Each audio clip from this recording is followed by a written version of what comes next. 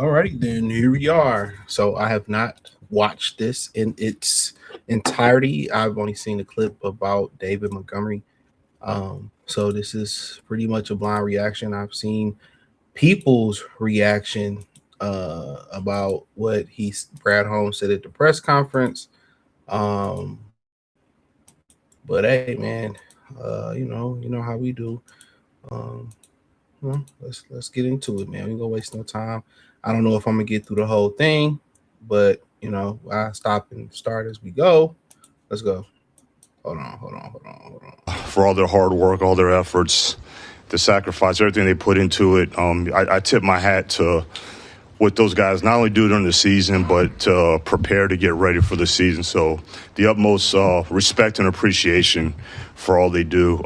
Look, Dan and the entire coaching staff, all their hard work, everything that they put into it. I want to thank our fans.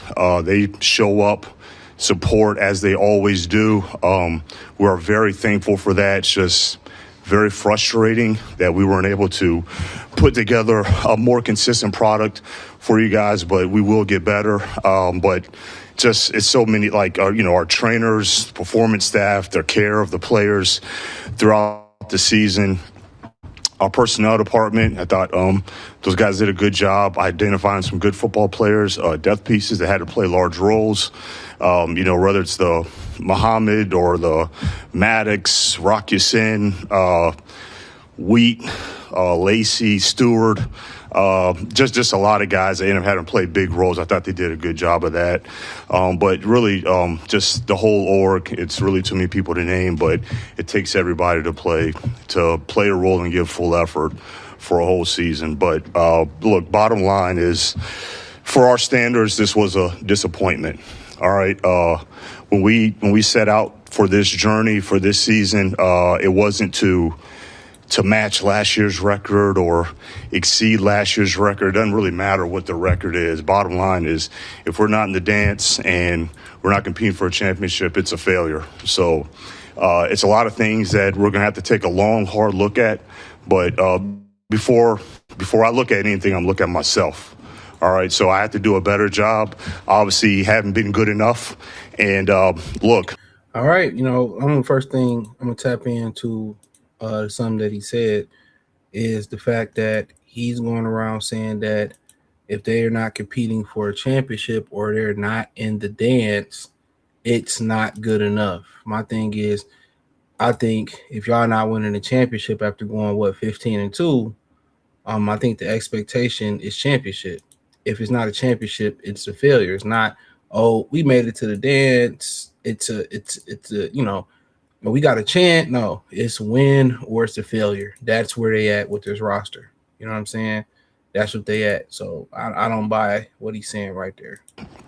I'm always gonna look inward. So early stages, but already started to identify some things that I can definitely do better, and we're gonna collectively just have to look at everything from top to bottom and just really be honest and just take that long, hard look. And really, that's probably the only light that may come out of this darkness, I would say, is when you have these kind of results, you don't have a choice. You're forced to look at everything long and hard and truthful and honestly, all in efforts to improve our football team and just kind of recalibrate this thing to just to play more consistent football. Questions? Just to drill down on that a little bit, what do you think you got right and what do you think you got wrong in the offseason process of evaluating and building a roster? In terms of get right, I mean, I do think that we brought in some good football players that were able to help. Look, obviously they weren't. Maybe just as a whole, collectively, just wasn't at a consistent level enough. Look, always hindsight, you can look back and say, well, this wasn't as a consistent level as you would like it to be.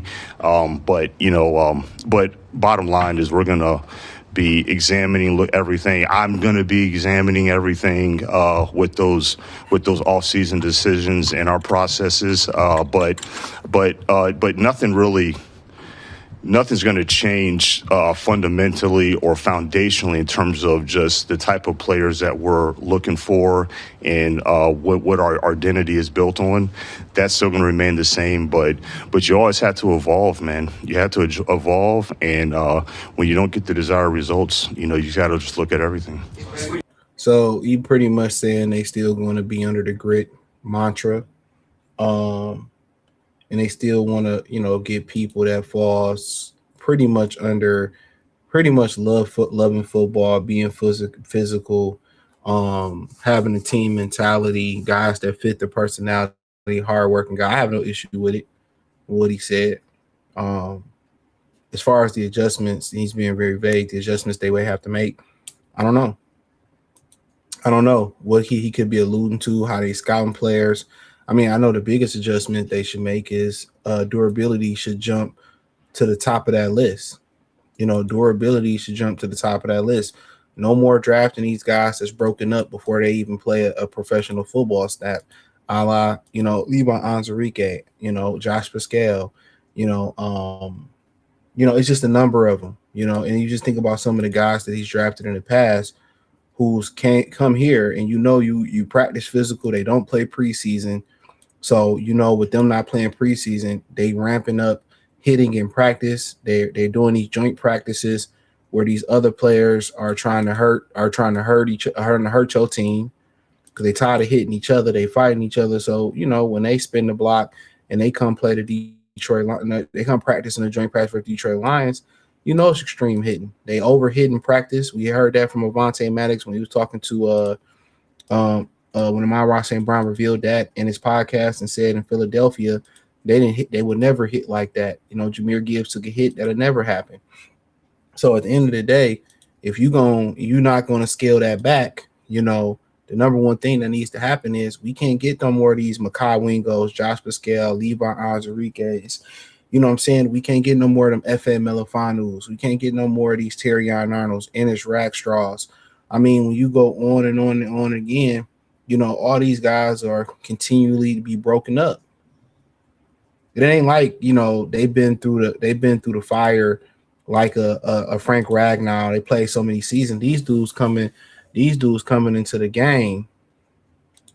They coming into the league broken up. And it's just the guys I literally can think of. If you talking about, some of the guys that they can model, they draft durability off of. You think the two guys, you think about the Iron Man on the team, three of them, Jared Goff, Jack Campbell, and you think about Amon-Ra St. Brown. You know what I'm saying? Other than that, once you start looking around the DBs, you start looking at the whole DB, the whole starting defensive backfield is injured. Amik Roberts in the nickel, the two corners on the outside, Rackstraw, DJ Reed went back. It seemed like he got healthy towards the last couple weeks. Ennis Rackstraw, he went down a backup. Both your safeties went down. And something else I like that he said as well, too. I like the fact that he said Roxanne and some of those other guys did a great job. Yes, Roxanne, Avonte Maddox. I feel like it's imperative to bring those guys back. I would bring back the whole secondary, to be honest, if we keeping it funky. But let's go. Brad, when you do look at yourself, Yep. At this point in time, the organization has regressed. Didn't get to the postseason this year. Yep. When you look at changes you could make, does that involve potentially more aggressive decision making in free agency and the trade deadline? That's hard to say without being faced with the dynamics of who the players are. It's a lot that goes into those decisions. I guess what I say about that is, we work very hard in terms of, I guess I'll back up. I understand if you don't see a certain amount of, let's call it transactional activity, and that's all you don't see. You don't see the result. You don't see another player added. You don't see the trade. You don't see the big splash signing. But our work ethic has always been high, and a lot of times, really all the time, is you have to put so much work into making sure that you don't make a mistake. Really, the easier thing to do is to see a name of interest that you've heard of, you think he's been a good football player, and then you just make the call, make the move. And then you just didn't really put in all the time and efforts to find out, well, why this player is even available, or why is this player not being signed back? So it's a lot of work that goes through. So that's not going to change. But I don't want to sit here and say that just more activity is going to be the answer. Honestly, a lot of the things that we'll look at and a lot of the changes and tweaks and adjustments that we will make probably won't come with a headline. But that's not to say that we won't do something that's in that splash category, but I don't think it's it's not indicative of a lack of effort, work ethic. Look, I think one of y'all called me at the trade deadline and asked me, did you talk to anybody?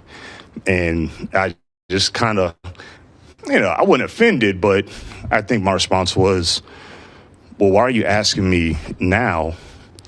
Because it's a NFL calendar item with a title on it.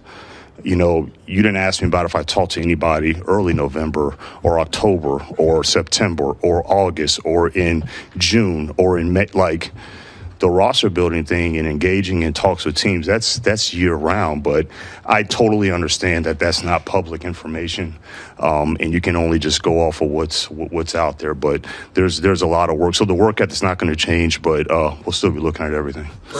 So, okay, I just need y'all to understand this. Make sure I thumbs up the video, share it, wherever y'all watching it.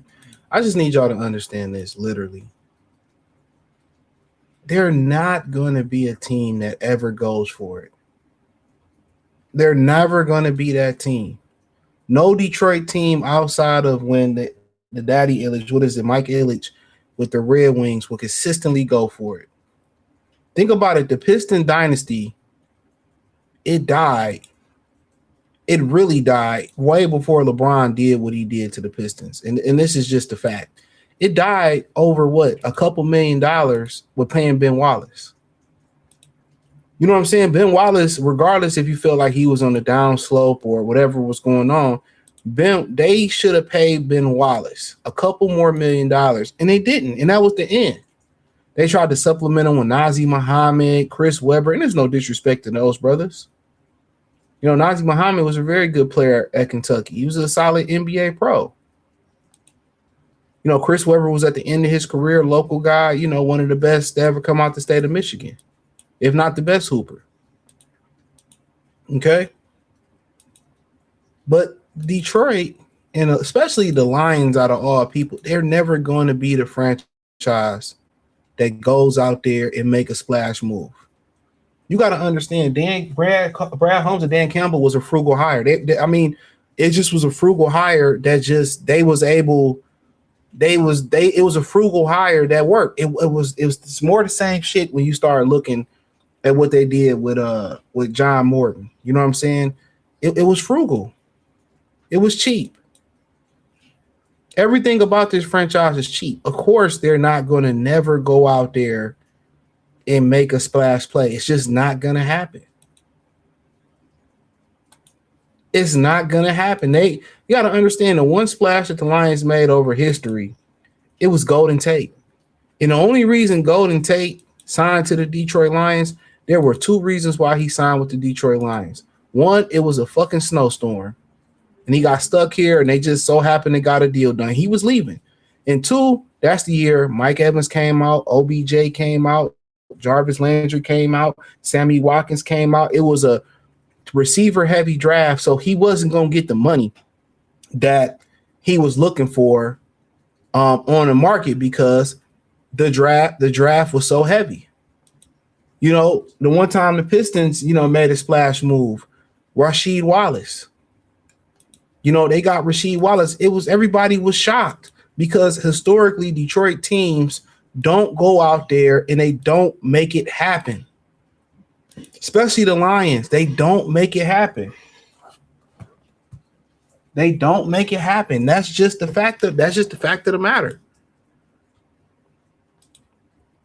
Everything about the Lions is still frugal and cheap. You that close, and you don't go out there and get a defensive end. And we're gonna get to that, I'm guessing. You don't go out there and get the best offensive coordinator candidate. You don't go out there and Frank Ragnow been limping the last few years and prepare to get a center. And a lot of the things they done to prepare to transition from Taylor Decker and the transition from Seifert and Jonah Jackson and whoever been the guards, it ain't worked out. Whether it was the previous regime with Logan Stenberger, whether it was a guy like Corey Sorsdale, I like the guy that played tackle for him too. He was a tight end. And then, they transitioned him from tackle. I think he was from Iowa. I forget his name, Matt something. We let him go, right? So a lot of the guys that was on this roster that was supposed to help turn over, Manu Giovanni was supposed to be ready to be a left tackle right now. Corey Sorsdale was probably supposed to be ready to step up, not Christian Mahogany, and be ready to be a guard. You were supposed to already draft a center 2-3 seasons ago and not put all that pressure on Tate Ratledge to be a center. A lot of the moves you move mountains to draft Sonoy Vecchi.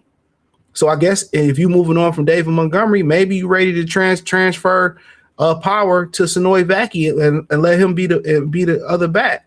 And I think we're gonna get to David Montgomery as well too. But the whole thing with this whole thing, a lot of the potential guys that he took that developed, they haven't developed.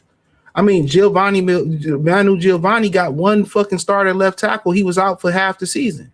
What are we talking about here? They're never going to be the franchise that's going to flex no cash. They're fucking cheap. They're fucking cheap. They always have been cheap. It's not going to happen. Brad Holmes is a cheap hire. Dan Campbell was a cheap hire. I wish people stop hoping and wishing upon a star. They not going to throw no money.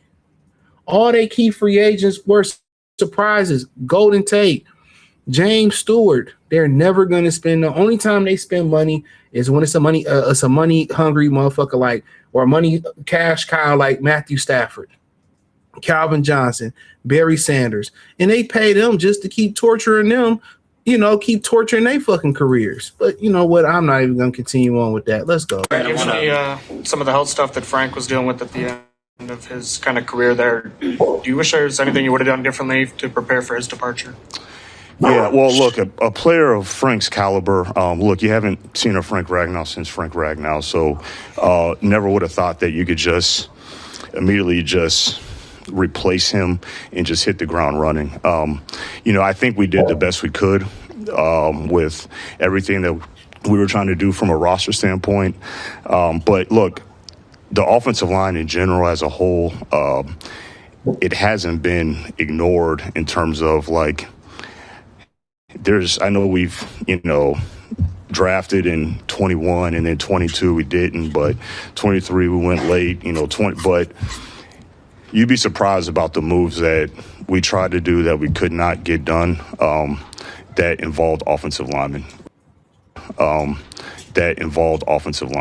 Whether that be draft or free agency. But no, it hadn't been ignored. We tried to do the best we can. I was excited about the youth injection that we did go with. I think it was necessary, but I believe I mentioned after we acquired those players that, there's going to have to be some patience. There's going to be some things that those young guys hadn't seen before. I do think that those young players will get better. But just the offensive line as a whole, whether it's the interiors or the tackle, well, that's something that's going to continuously, we're going to have to be urgent in terms of adding to. And he's exactly right. That's the urgency. That's what it is. He understands now. His quarterback is limited. That's the urgency. Tackles, guards. They tried to make moves. Giovanni, I brought that up. Manu Giovanni, Corey Sorsdale was a mid-round pick. Christian Mahogany, Miles Frazier. They tried to make moves, but a youth injection was imperative. This turnover had to happen.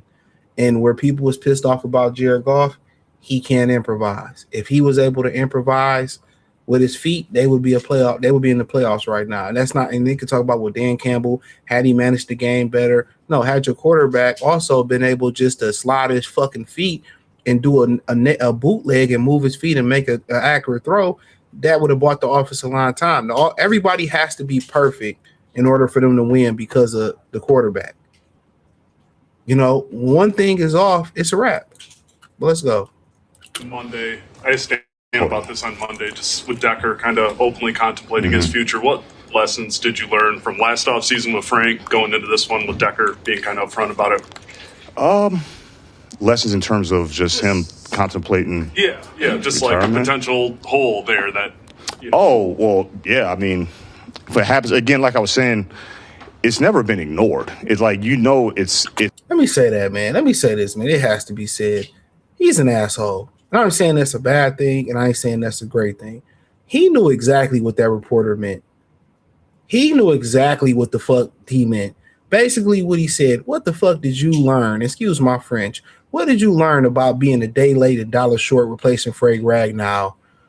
And, you know, knowing that Frank was injured over a couple seasons, and, you know, you didn't have any urgency into the last fucking minute. So what did you learn about that? He knew exactly what that man was saying. He knew exactly what he was saying. Because you knew that you should have had another center being prepared in the cut for the center position. Just like he had Manu Giovanni in the cut for Taylor Decker. But guess what? That's why they was training together in the summer.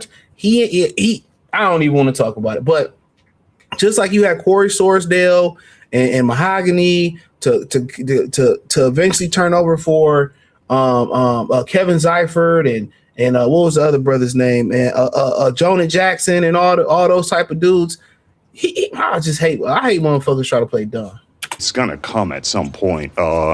As good of let's call it more veteran offensive line that we've had in the past, that has been comprised of a lot of good players. You know, at one point, you know, 4 first-round picks at one point. It's never been ignored, but, you know, you just can't reach and just make a move just to make a move.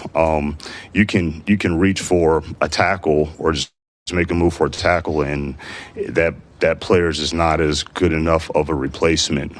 But no, that's definitely, you know, I'm not sure what Frank is going to, what Decker's going to decide to do, but, you know, that's not only will it have to be urgent this offseason, but it's been urgent in the past. And, you know, look, we drafted, 2 years ago, we drafted Manu as more of a developmental guy, thinking that, you know, he's going to have some years to take some steps forward.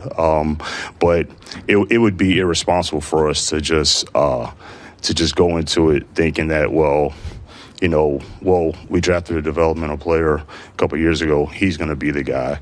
And I don't think, I could be wrong, but I don't think that we've ever kind of gone into an off season with a question mark or a hole, and we didn't attack that position with urgency. But sometimes it just doesn't work out as well as we want to. That's so crazy that he said that, right? All right. You drafted a guy what I pretty much think you took picks on, right? He makes a first tackle, and I said, remember when they drafted Manu, whatever the fuck you want to call him, and they said he was going to be a guard. I'm like, damn, you know, you don't move those draft picks and move up to get a guard. And he's this great athlete. I was saying that it sounded like he going to be a tackle. He's a tackle. The time has come. You think he would have a few years? Hey, he had 2 seasons, I believe. He had 2 seasons. Two seasons. He should be prepared to play tackle or at least right tackle when you flip Sewell to the left side. He had 2 seasons to be ready. He's still not ready. Sonoy Vaki, he still ain't did nothing meaningful. They moved up and got him. You got rid of Tim Patrick. You drafted Tesla. He wasn't ready. Like, it's just like these developmental players that he's picking up is just not working. You know? And it's always, we tried, we attacked it with urgency in the past. We tried to get a tackle, we tried to get a defensive end. It just didn't work. Why the fuck does it never work? You know why it doesn't work, why they didn't get Josh Sweat, why they didn't get James Pierce in the draft. They fucking cheap. I keep telling y'all, they cheap. They cheap in between the sheets. Shout out to Ron fucking Isley. They is cheap. It's always we try, but they never fucking do it. God damn, excuse my language. Did you learn that Frank was retiring? Well, I heard two Franks, so go ahead. I'm just wondering, at what point in the offseason did you learn that Frank was retiring? It was after the draft. Bullshit. Frank been talking about retiring for the last 2 to 3 seasons before he retired. And before he spewed more bullshit, you know what I'm saying? I like Brad, but I gotta keep it a beam. He knew Frank was retiring 2 to 3 years before he retired. He's been talking about it for a while, right? On top of that, before Frank retired, there were talks about paying Frank more money. Frank wanted more money. Frank needed a contract. Frank want more money. Apparently, Frank ain't get his money. Frank retired. Then they did damage control, and they were talking about, well, it wasn't about the money. It's always about the money. If you tear up Frank's deal and make Frank an offer, Frank would have been playing this year, bro. Frank would have been playing this year. Once again, it all boils down back to them being cheap. I keep telling y'all, man. I don't know what these other content creators feeding y'all because I don't watch them. Shout out to them for doing their thing. But this is the raw, unadulterated fucking truth, bro. They cheap, and this is just why. Cheap. That was when he officially told us that, you know, like, I'm not going to do it. Officially, that's when he officially told you. That's when he officially told you. They already knew he was retired. I just keep telling y'all, man. I just could read between bullshit. I can't remember. It may have been some point in late May or something like that. But that's when he gave us the final stop. Now, not saying that the thoughts weren't swirling. You know, it's not saying that there was no breadcrumbs.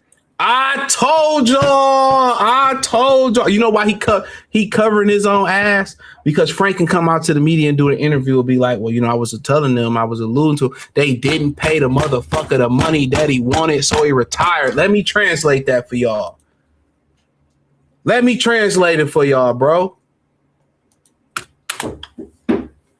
Crumbs or anything like that, but even with breadcrumbs of it, you know, but not knowing exactly what he was going to do, you know, again, it was something that we knew that we needed to prepare for because we didn't know which way it was going to tip.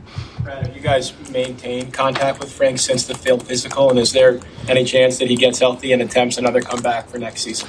No, you know, after that whole thing, you know, we just kind of went our separate ways. I'm sure a lot of the guys still, you know, keep contact with him, but no, just nothing in concrete about, you know, seeing if he wants to give it a go again. Brad, as you I've really been in every process with you and Dan Campbell. Obviously, one of the first moves you guys made was parting ways with John Ward. I guess just like, are you guys operating at a timeline, or just how is that? Why did you guys feel like the timing was to do that right away? And is it in the timeline you guys looking at maybe trying to? Can you repeat that one more time? With John Ward and parting ways with him. I know how collaborative you and Dan have been. A lot of decisions, just as far as this decision, like just how important is it to get the right person in, and just that decision to make that move, you know, right after the season. Now, that wasn't his original fucking question. You know what I'm saying? That wasn't his original question. I don't know if it was the way Brad Holmes' demeanor, he reacted to the question.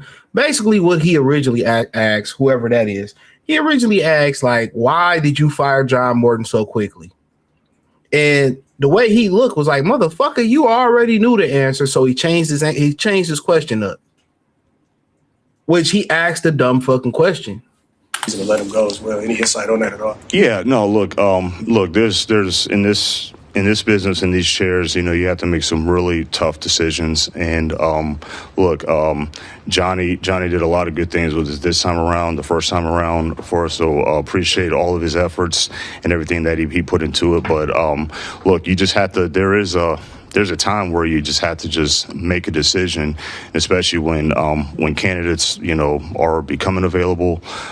You have to just make the tough decision to move forward and move on. So we didn't have like a predetermined date in mind or anything like that. It's just, just kind of after some discussions, just felt that, it's time to just move on and start fresh. What is the organization looking for in his replacement? Like, what are the priorities for that replacement? What are you looking for?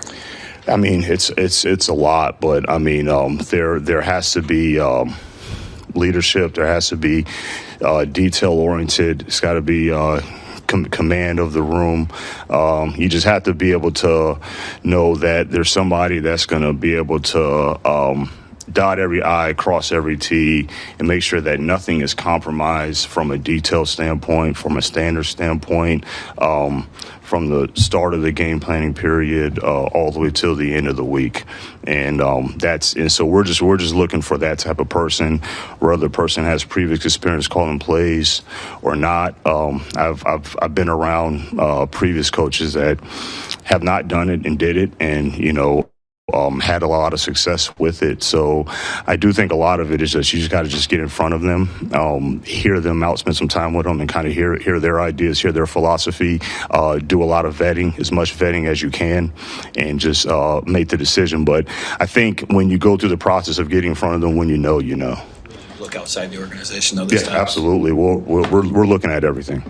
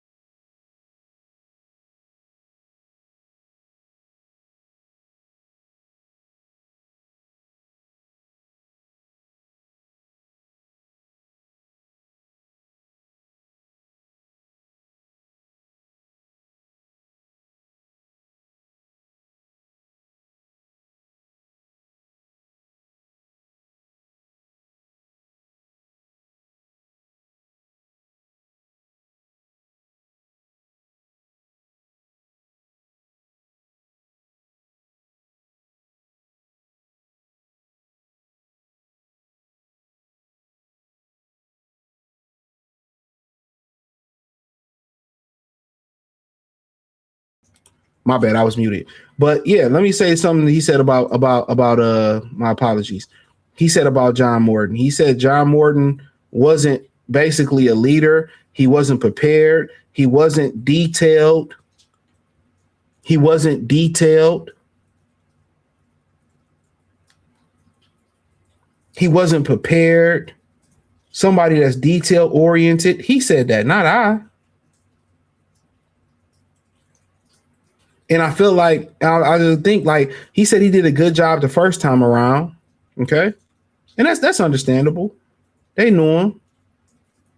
And maybe they didn't vet him the way they would have vetted somebody else because they was familiar with the type of person that he was, the type of coach that he was, the type of, and they knew him. And that's the number one thing. It's so easy to hire a motherfucker that you know.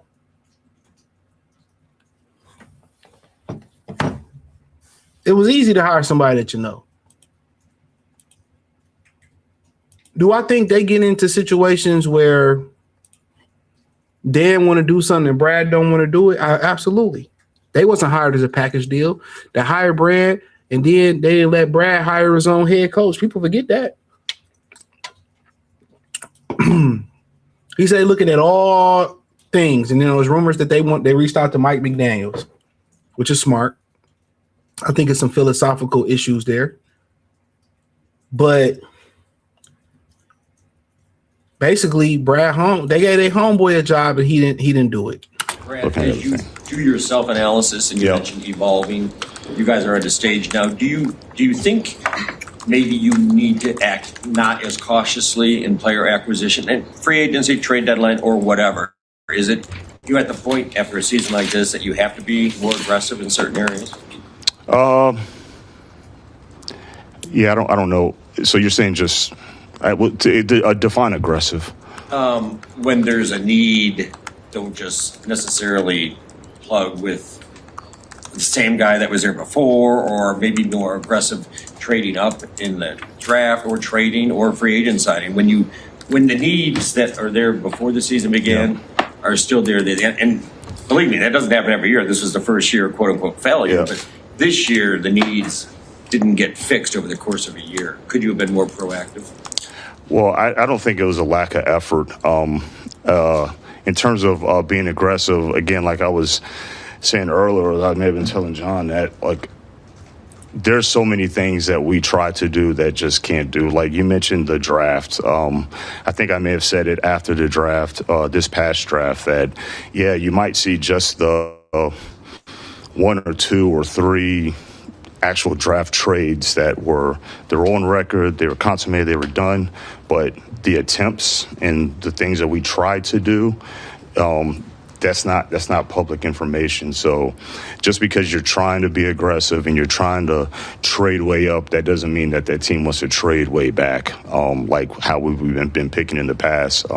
We're picking a little bit higher this year. That you don't want to be in that position. But it's the same thing with the free agency standpoint, or trades. You can call about a player, but he's probably a really good player that team doesn't want to part ways with. So that doesn't mean that you're going to get him. So that's why I'm not trying to not answer your question, but I don't think that we've not tried to be aggressive, or just being aggressive just to say we're going to be aggressive. Usually when those kind of moves happen, usually there is a deficiency that's clear, and that team needs to act on that.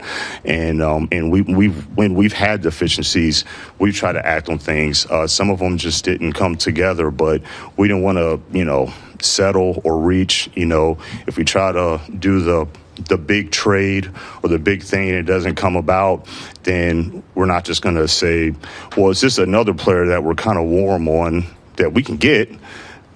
I'm not sure I'm just going to help anymore, but it'll look like we're doing something, so we'll do it. I don't think that that's responsible either. But it just takes two it takes two, but it's not a lack of action being taken on our part. So basically what he's alluding to, which I won't be long here, basically what he's alluding to is the James Pierce trade. They couldn't get Atlanta, took him before they could move up. They couldn't move up high enough to get him. He had a cold start, but he finished with 10.5 sacks, right? Atlanta had a resurgence at the end of the season. Kirk Cousins took over. Then he's also talking about them trying to trade for Myles Garrett. Cleveland just didn't want to move off of Myles Garrett. So those are the two moves that he's alluding to, I believe. Hey, Brian, the offensive line, center position going forward. You said it's not easy to find another Frank Ragnow. I think we can all respect that. But, how do you view that position going forward, whether it's, maybe taking another look at Ratledge? Is that a place where you really want a rookie? Do you need a veteran to kind of compete there? And then with Manu, I know you said you can't bank on him, but you've had 2 years to kind of evaluate what you got to start to look at. How ready do you feel he is to at least compete for that job if Decker steps aside? Yeah, look, I think all those are fair questions. Look, a lot of I'm not trying to dodge your questions, but we don't have all the answers right now, and I have full confidence to say that we don't have all the answers right now. And actually, if we did have all the answers right now, you should actually be concerned, because we have not taken the necessary time to do the necessarily deep dive analysis into our roster, our operations, everything from top to bottom, like we are going to do. Again, there's some infancy stages things that we've already started to look at that we'll just keep to ourselves. But obviously, Tate is obviously an option for sure. And, he's done it before. He did in OTAs. Didn't think that he was a fish out of water. So, and then all the reps that he's logged this year, just all the rookie snaps, he may have played the most snaps out of any rookie offensive lineman this year. So whether he continues at guard or center, but we know that he's an option. But yeah, we're definitely going to have to continue to look for one, whether it be free agency or the draft or trade. And Brad, and just Manu, do you feel like? Yeah, Manu. Look, he's taking steps. I'm not going to sit here and say that we feel convicted that he's ready to be a major contributor. We hope that he is. We're just going to have to see how he comes back in terms of when we get started in the offseason program, how he comes back in OTAs, and look, he's going to have to. He's as always, he's going to have to win a job. He's going to have to beat somebody out. And so as much as we're going to surround the resources around him, he's going to have to do his part too, to make sure that he's doing everything necessary to be as good of a football player that he can be. Hey, Brad, Dan Campbell on Monday graded himself a freaking F. How would you grade? All right, so he pretty much spoke on, the center position. They don't have the answers right now. Obviously, Tate wasn't good enough as a rookie as the center. And, Manu was still an enigma because he played one game, and after that, he got injured. So, he don't have the answers, and you shouldn't have the answers. Still early in the process. How would you grade yourself? Oh, I mean, whatever's a failure. I mean, yeah, I guess F. I mean, that's fair. I mean, I'm not trying to copy what he said, but it was either good enough or not good enough, and it's not good enough. So, it's either pass and we're still playing right now and still competing for a championship, or not. And if we're not, then fail. So that's where I put it. But I'm not going to get into the D- and all, What would have been the biggest failure in your mind for this season? What would have been the biggest failure? What failed the most, I guess, from your point of view? Oh, just that we weren't able to play. I mean, well, right now, where we're at right now, I'm here talking to you guys, not saying that I don't like talking to you guys, but you guys know what I'm saying. It's over. And football's still being played. So that is the biggest failure. And that's what it's going to be for our standards. Look, in 2021, when we first were starting out and trying to lay the foundation, us not being in the postseason, but we made some strides towards the end, provided a little bit of hope, a little bit of optimism. But for where we're at now, oh, absolutely. Biggest failure. Back to your comments off the top, said you're always going to look inward, and you've started to identify some things already that you can do better. Can you share a few that have come to mind? I'll keep those to myself, just from a competitive strategic advantage. But trust me, it's being looked at. I don't know what y'all believe or think about, but I've always been big on self-assessment. If something is not working, okay, what could you have done better to make it work? Or if something didn't work, then you got to look back and, really take a long, hard look at, okay, like, how did I mess this up? Or what could I have done better in this area? Or could I have made a kind of different decision that it's a lot of different things, but I'm always going to start with myself first. It's, after every single loss, that's the first thing that I'm looking at. I'm not looking at, this happened, this ball didn't bounce this way, that. And I'm like, man, are these players, like, are they performing well enough? And if they're not, then, that falls on me, and I have to get better. So that's how I'm always going to look at it. Right, but the injuries defensively last year maybe make it a little bit of an outlier in 2024, but just over the last couple of years, the defense has not been playing well at the most critical junctures of the season. What can you do on your end to kind of improve the level of defense that's being played down the stretch? Yeah, I mean, obviously, look, when you lose some impact players as we did, it's you're gonna have some hurdles. And I do think some guys came in and stepped up, and but a lot of those guys we brought in to be quality depth, and they had to play large roles and be starters. But as far as like. And I think a lot of the secondary injuries, you could say that equated a little bit to more of the explosive plays in the pass game. But late in the season, some of the run defense stuff, I just think that was just uncharacteristic. We've normally been relatively very good in run defense, and it just was not clicking. It just was not consistent. But again, just like I said at the top, we are going to look at everything. I'm always going to look at players first, but I'm sure me and Dan we're going to look at players, scheme, the whole thing. This season changed your calculus of just how close or far you guys are from reaching the Super Bowl? Say that one more time. Like how did this season change just the big picture view of how close or far you think you are from the? I don't think that we're that far off. I personally don't. We have a lot of good players. We have a lot of good young ascending players. We have a really good quarterback. We have the right coach. I do think that we're very close. And hey, look. Maybe that is some of the things that, maybe that's one of the items that needs to be looked back on is thinking that you are so close. And so then now you start changing some things because you only need this piece. You only need that piece. And you got to feel, and it's like, no, like who's the best player to fit for what we're trying to do that has gotten us to have the expectations that we have as a football team right now. So, again, we'll be looking at everything, but I do not think that this is a deep surgery overhaul. Like, I don't think that. But obviously there needs to be some adjustments made for sure. Right, you've been taking care of a lot of your own. Obviously, y'all got nearly. All right, so. For the most part, you say pretty much nothing too much crazy at that point. But,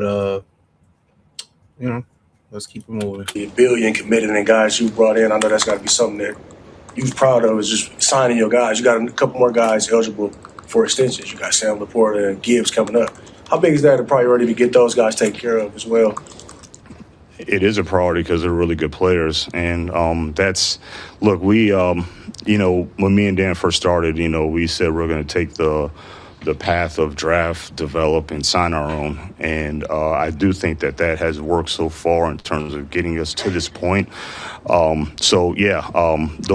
guys are priorities because they're really good players. They're really good players.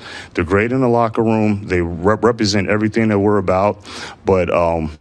But yeah, so I would say that those are all priorities. We'll just we don't have a decision on timeline yet, but yeah, definitely both priorities. On that, you used that no vacations sort of analogy last year, right? Paying some of your own guys who couldn't take the big vacations in the offseason. Yeah. With Sam and Brian, since the injuries happened, how does that maybe change that? Could that free up more money, more cash flow to use early in the offseason if you can push those deals off to later when they get healthy? Yeah, that's fair to ask, Dave. I do think that the priorities for those players have not changed, but obviously, more medical information has to be gathered.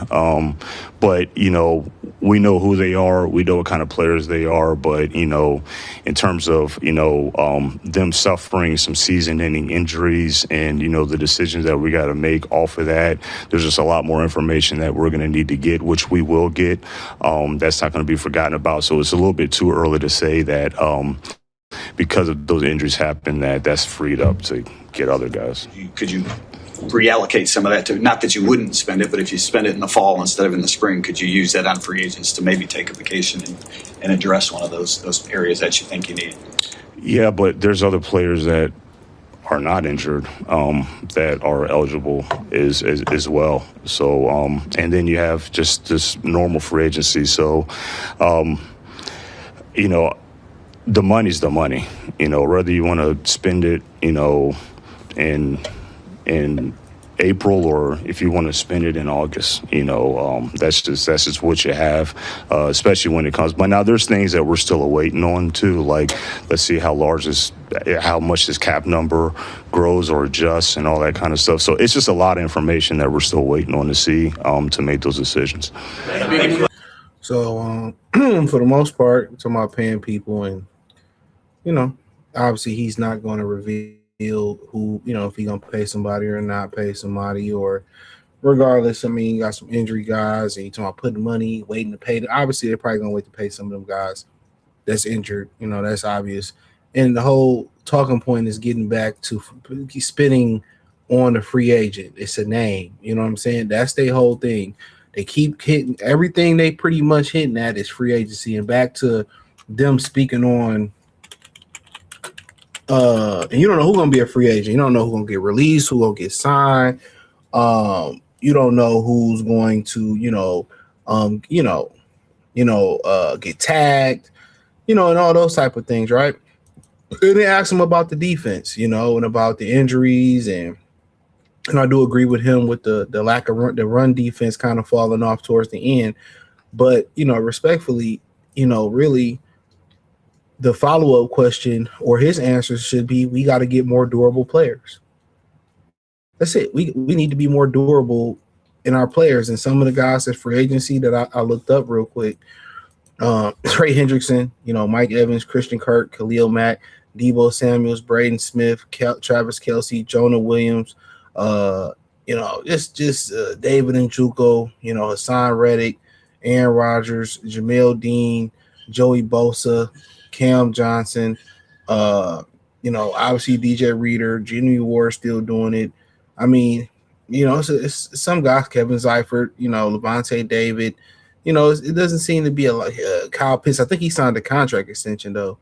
So it's just don't seem like a number of big name guys. We know the Lions don't get the big name guys. So I don't even know we keep asking the same questions about free agents. It's not happening, Captain. It's not happening. Give it up. Question on the philosophical. This is kind of big philosophical, but this whole thing's been built on, grit and guys with chips on their shoulder. And you've managed to have a lot of continuity on this roster and built a foundation. You keep reinvesting the guys. Is it hard to be able to still tap into the gritty mentality when you have that level of continuity and stability? You mean like in terms of when you get as many of them as we have, that do they feel like that's? You say that are they losing it? Is that what you're asking? From a franchise-wide perspective, yeah. Have you lost a little bit of that edge that kind of helped you get to this point? Oh, yeah. I think that's a fair question. No, look, those guys have gotten to this point because they are really gritty players. I think it's more discipline on our part to make sure that we're adding that and that we don't get complacent or we don't kind of say, oh, well, we have all these, these stars that we've rewarded and they're really good players. They earn their rewards because they are gritty players and that they are fits and that they have performed at a high level. But we have to, that's part of just staying disciplined in our approach. And so that's something else that, definitely going to, make sure that we got to take a look at and make sure that we're staying disciplined, because in human nature, you can, I think you can lose sight of it if you're not careful. So, but that's definitely something that, I know is on the top of my mind, is just that we have to keep injecting that type of player because that's how we got to this point. Tim over here, and we'll come back to the middle. Dan talked about on Monday adding more competition, really emphasizing that and the roster. How does that affect the calculus as far as drafting kind of more developmental prospects and taking chances on those guys? Look, as long as they're made up of the right kind of stuff, that's really, I think that's the main thing that matters. If they have there's a baseline of talent that you have to have for this league, but they have to have the right temperament, the right intangible qualities. They have to have the right football character, regardless if that's a higher floor player, whether that's a developmental player. If someone is going to be highly competitive to add, whether it's a young guy, then players like that, they can add some discomfort. And I think that's necessary from a competition standpoint. So it's not really going to change the calculus in terms of, do we take a guy that's a little bit more developmental? He can be, look, we took a developmental player that is about as high motored as it can get, and he can frustrate a lot of players in practice because of that. And I think that's a good thing. So, but we just got to make sure that they're made up of the right stuff. I have my antennas peaked up that we don't go the opposite, and start looking for, this more talented player that may not have the other stuff. And so that's going to be a focal point that we're going to have going forward. When we talked to Kirby in December, it was maybe the most dejected I can ever remember a player talking about his injury. Just what's the concern level with the knee, especially coming off, obviously, the contract extension? Is there any worry that you might not be able to play that out? Yeah, Kirby really wanted to be out there. Kirby, he earned that extension, and I knew how excited he was to. I feel like he's already shown the world what type of player he is, but now that he got the extension, I feel like he really wanted to show the world why he got that extension. And, obviously, he had some things that he had to deal with physically. And what became hard was you're trying to urgently get healthy enough to play during the season.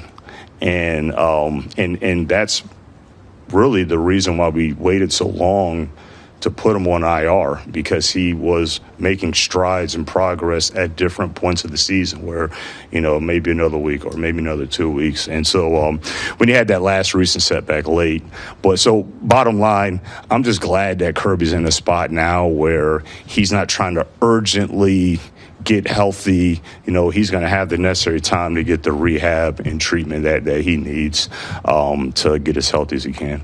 You guys missed something in the physical process with that, like after he signed the extension, that might have, or before he signed it, I guess, that might have, I don't know, made it so that you didn't sign that extension. Oh no, it just, look, it's one of those things that it just popped up on us, and if we, it just happened. It just happened, and it sucks, when it happens like that. But it does. So all we can do is just adjust and see how healthy he can get. I know he is, and just move forward. But I wouldn't call it a miss, as if like we knew that and then we did that. Should you have known it? So hold on, let's before he signed it. Should you have found it before, when he did his physical, before he signed the contract? I mean, in a perfect world, yeah, that would have been that would have been nice. But in terms of passing exit physicals and all that kind of stuff, we felt that we had the information, and we signed him to extension, and this happened. And look, I mean, early in training camp, when he was going out there, he looked like he was Kirby, and then it just started kind of going down from there. But he did everything he could. He was still a productive player in the games that he was out there, and from a ball production standpoint, which not even putting a number on the percentage that he was from a health standpoint. But the main goal is just, let's get him healthy. So a lot of people this is one of the clips I did see. A lot of people didn't like the fact that this was an asked, you know what I'm saying?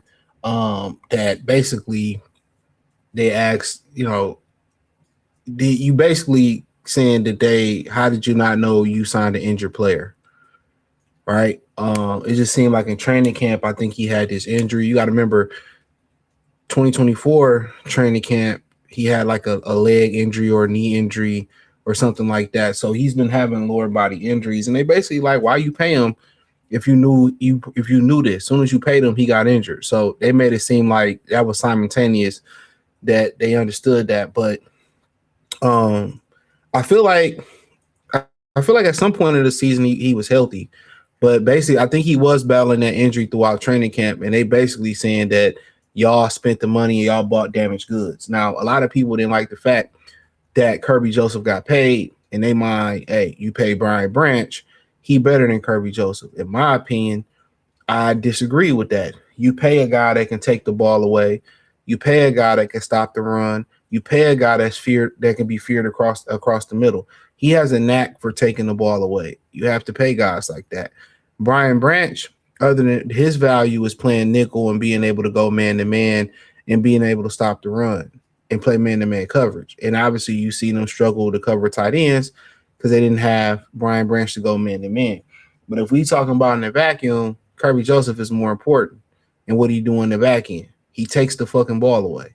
You don't let that hit free agency. And one of the things he said there, because I let it play for a while, that really bothered me was the fact that he said that some of the nature he hopes, that Kirby Joseph can fully recover. So now that if you really pay attention to what he said like hope that he can make a full recovery.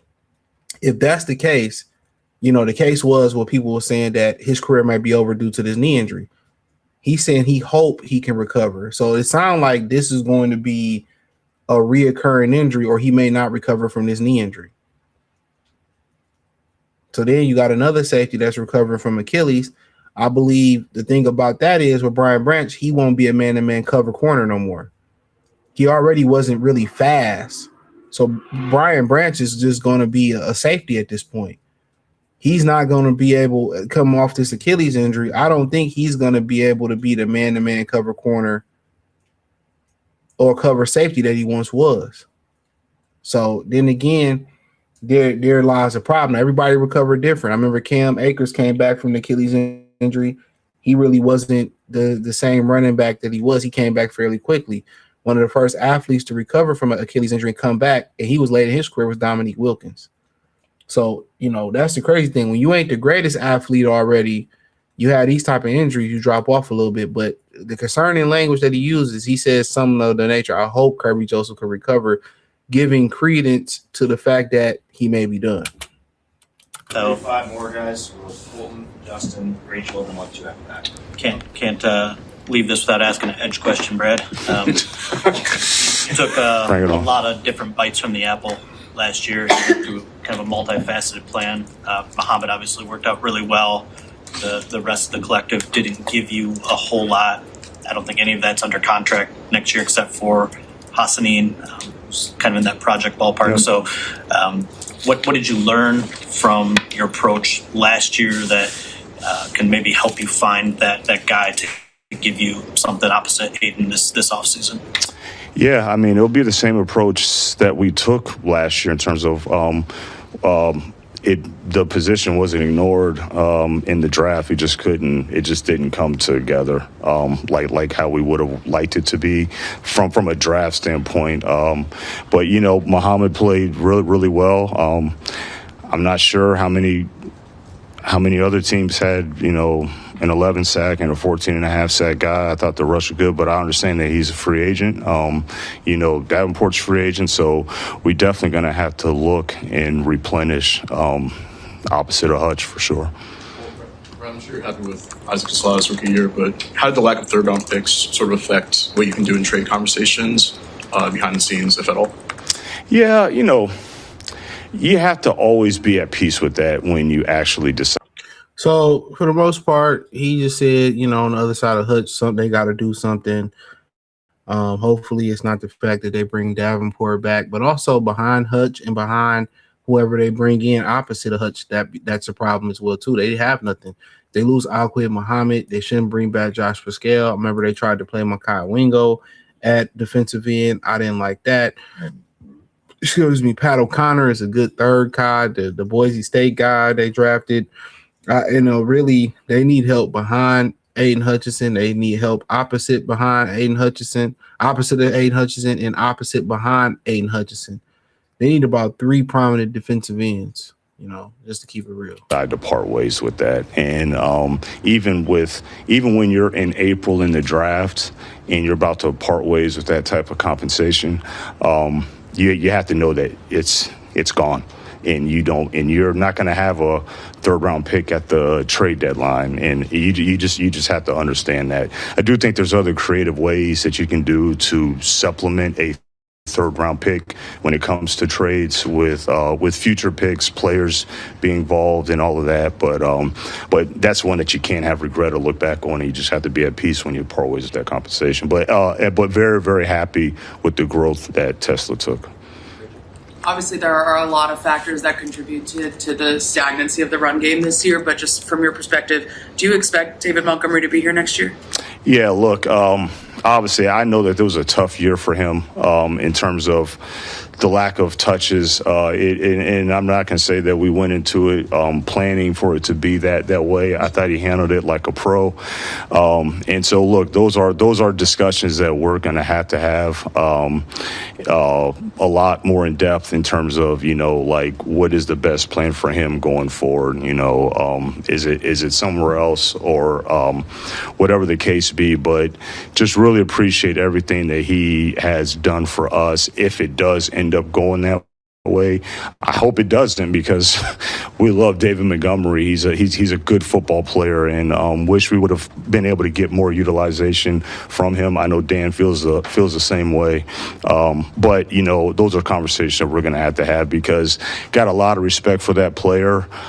He deserves to be in a situation where his skill set can be utilized, and so we'll love it for it to be here. But if it can't be here, then you would have to just see which you can work out the best for him. So my thing is this about David Montgomery. If the head coach who made a lot of broken promises to David Montgomery this past season, and he was a play caller, he couldn't get David Montgomery the ball, even in David Montgomery situations, which was down the second half of the stretch when he took over. There were several situations where they were third and short and fourth and short. He kept handing the ball off to Jahmyr Gibbs, and he got stopped every time. You know what I'm saying? There was a situation late in the season. It was fourth and short, and they play action off David Montgomery and threw the ball. They got it. Okay? My thing is this. They phased out David Montgomery, and he was having a really good season. He was running the ball better than Jahmyr Gibbs was early in the season. You try to get the ball to Jahmyr Gibbs down the stretch, and it didn't work. You about to pay Jahmyr Gibbs. You know what's going to happen? They're going to pay Gibbs, get rid of Montgomery, and Gibbs going to go down. Gibbs is going to get injured. I'm telling you that right now. Gibbs is not going to perform. The formula was Gibbs and Montgomery. That was the formula.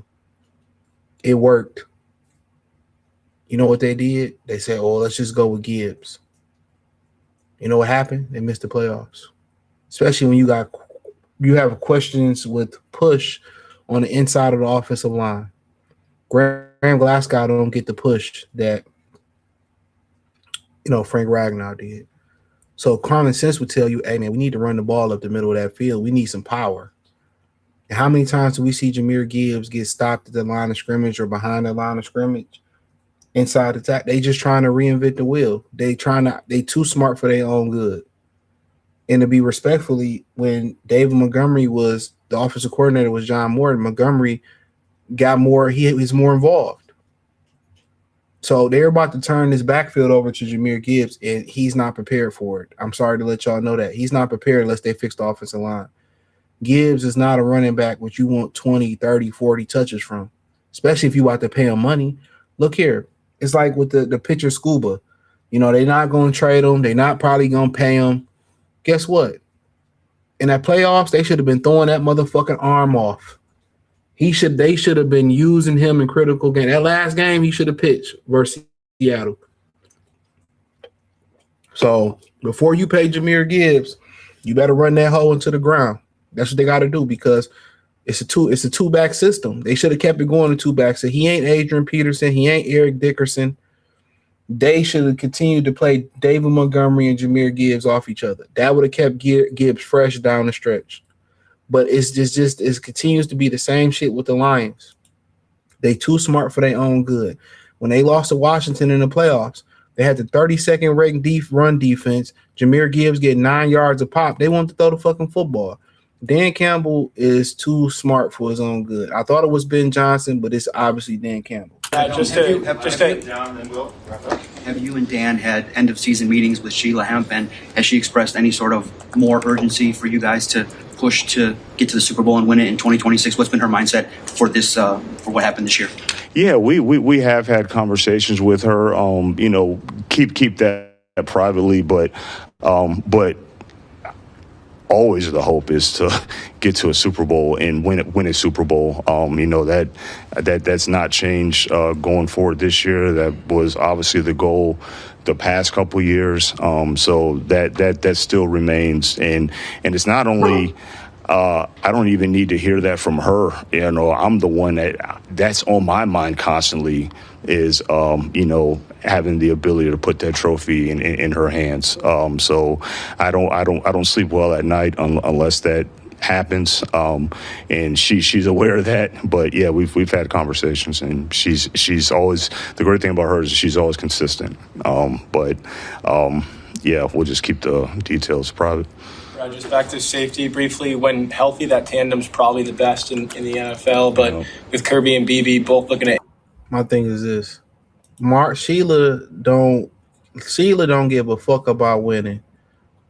As long as that profit keep turning in, the Lions had the highest ticket for NFL game over Vegas, over the Cowboys. They had the highest ticket. They drove the prices all the way up. She's happy. She doesn't care about winning. They care about profits.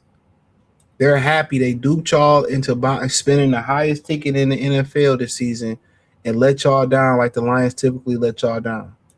It's just a fact. Injuries that could impact next season and maybe even beyond. In the case of Kirby, how pressing does that need feel at safety this offseason? Yeah, it's a fair question because of the obvious. Again, we're just going to need to get more information from where those players are at. And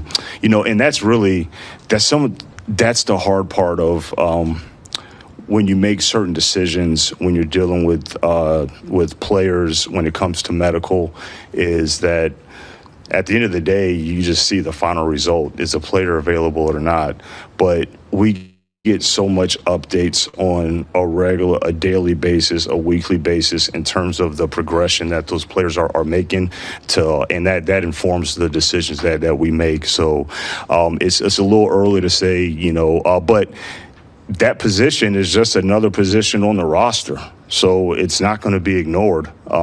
We always want to build the most quality depth as we possibly can. So whether it's safety, I felt that we did, even expecting both of those players to be available all of this year, I felt that we took about as aggressive an approach as we could, building depth. But again, it comes down to what's available truly, what teams are willing to do.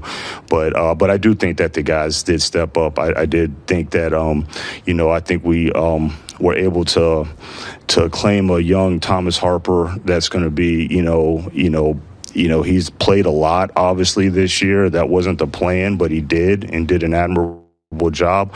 But we know that he can be a depth role, if needed. He can play a lot of special teams. I thought Avonte Maddox stepped up when he had to. I thought Daniel Thomas stepped up when he had to. Eric Hallett, when we had him, he stepped in and did some things. So, but it's not going to be ignored just like any other position on the roster. Thanks, guys. Appreciate it. All right. So he said, the safety position, a lot of y'all said it needs safeties and possibly so. So we'll see what happens. But overall, I thought it was a good press conference. A lot of people want Brad fired. No, you can't do better than Brad in Detroit. This was you looked up and found a good one. He's going to have his flaws and all, but every GM has their flaws and all. So I just think it's the organization is run by a frugal family. And financially, they're just not going to take those risks. But shout out to JR, get a salute. Shout out to Miss D. She said he's too comfortable, arrogant. He knows he didn't make any moves, and he didn't. He didn't. They are cheap, but I blame the Fords. You don't have the talents. You don't have the talent scouts. Refuse to get solid vets and D line. Yep, and all you had to do is get another pass rusher. He's lying to the media and the fans, and that's what they do. Dolomite salute, full of shit. He said, I smell BS, beautiful lies. Brad needs to go. Can't fire him. Who are you going to get to replace him? we're gonna get better than him. Nobody better. They not gonna get. You trust them to go out there and get somebody like him? At the end of the day, I think he handcuffed because they don't want to spend money. Can we please draft a fast linebacker? I mean, they need to draft a fast defensive lineman. I don't think it's a fact of drafting a fast linebacker. They had issues getting tight ends because both their safeties was down. Harold Perkins Jr. out of LSU, I'm not familiar. He said he said it was definitely cheaper to go out of state. He said they need Lamar not going nowhere. They fired John Harbaugh. They picked Lamar over John Harbaugh. But hey, that's all I really have for y'all, man. I'll chop some of this up and we'll talk about some of the things, the more pressing things that he talked about, man. But I'm not surprised. I mean, he don't want to do these things. And ultimately it just boils down to, the Lions forever rake it in, but they don't want to, put it into the team flat out. So appreciate y'all. Share it. Thumbs up the video. Peace.